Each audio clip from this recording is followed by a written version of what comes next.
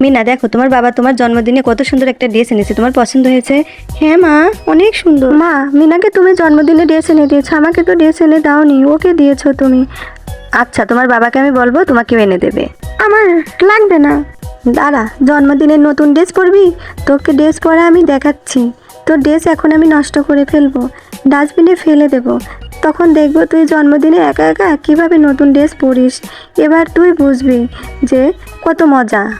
ভালো হয়েছে, তোর ড্রেস ফেলে দিয়েছি। রাজু, এটা তুমি ঘরে নিয়ে যাও, এখানে তোমার একটা ড্রেস আছে আর মিনার একটা কেক আছে, ভালো করে মাম্মির কাছে দাও। আমার গেঞ্জিটা তো অনেক সুন্দর হয়েছে, আমি তো মিনার ড্রেসটা ফেলে দিয়েছি, আমার ভুল হয়েছে মিনা, আমাকে তুমি মাফ করে দিও। আমি তোমার ড্রেস ফেলে দিয়েছি, এই খেলনাটা আমি তোমাকে দিলাম। কোনো ব্যাপার না।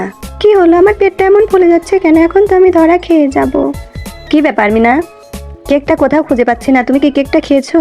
না মা, আমি কেকটা খাইনি। তাহলে কোথাও কেকটা খুঁজে পাচ্ছি না কেন? তোমার পেটটা এমন ফুলে গেছে কেন? মনে হচ্ছে তুমি কেকটা সম্পূর্ণ একা একা খেয়ে নিয়েছো। মাম্মি, আমি পানি খেয়েছি। মাম্মি, মিনা মিথ্যা কথা বলছে, আমি ওকে নিজে কেকটা লুকিয়ে লুকিয়ে তখন খেতে দেখেছি। ও সম্পূর্ণ কেকটা একাই খেয়েছে মাম্মি, আমাকে দেয়নি। ঠিক আছে, কেঁদো না, আবার এনে দেবো।